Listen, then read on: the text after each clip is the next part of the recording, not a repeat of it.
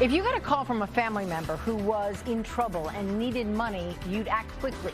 That's why the grandparent scam works. Criminals pretend to be a grandchild, they call older adults, and they ultimately steal their money. On NBC10 Responds, Don't Be a Victim today, we get details of a rare local case where an arrest has been made. Ask anybody in law enforcement and they'll tell you that it is hard to track down the criminals involved in grandparent scams. The FBI has been getting reports about the grandparent scam since 2008. The crime has become more sophisticated. Many are transnational, with people in call centers overseas making the calls. And then there are the money mules, the couriers who actually go and pick up the money from the grandparents. Many people are involved in these schemes, which is why a recent arrest by Warrenton Township Police is so rare. It's nearly an impossible task in many cases. Mark Ferber is the chief deputy DA in Bucks County. He's prosecuting the Warrenton case. And this involves a prosecution of an individual who picked up money from two older adult victims here in Bucks County.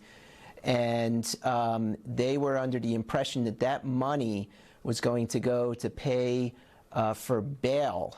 Engelberg Perez Jimenez of Redding is accused of being the courier who picked up the $12,000 from a couple in Warrenton in 2022. Ferber believes Perez Jimenez was part of a larger crime organization. He says the arrest was the result of a receipt left behind with the couple, another common piece of the scam. That was turned over to police, and we were able to have that note analyzed by a crime laboratory, and we were able to identify a DNA profile from touch DNA that was left on that note. We were then able to track down the defendant. The suspect's DNA was in the system because this wasn't the first time he'd been arrested. Court documents show that he'd been arrested on similar charges in June of 2022 in Lancaster County and again in February 2023 in Montgomery County. In both cases, he was sentenced to probation, but his DNA was in the system. In this case, Perez Jimenez pleaded guilty this month and was sentenced to between 83 days and 23 months behind bars and then 5 years probation. He was also ordered to write a letter of apology to the victims and pay $12,000 in restitution. We reached out to his attorney. We did not get a response. But again, arrests like this don't happen every day. And even when they do, it's hard for law enforcement to trace it back to the potential criminal organization behind the courier. Which is why Bucks County DA Jen Shorn says getting the word out about these scams is the best weapon to defend against them.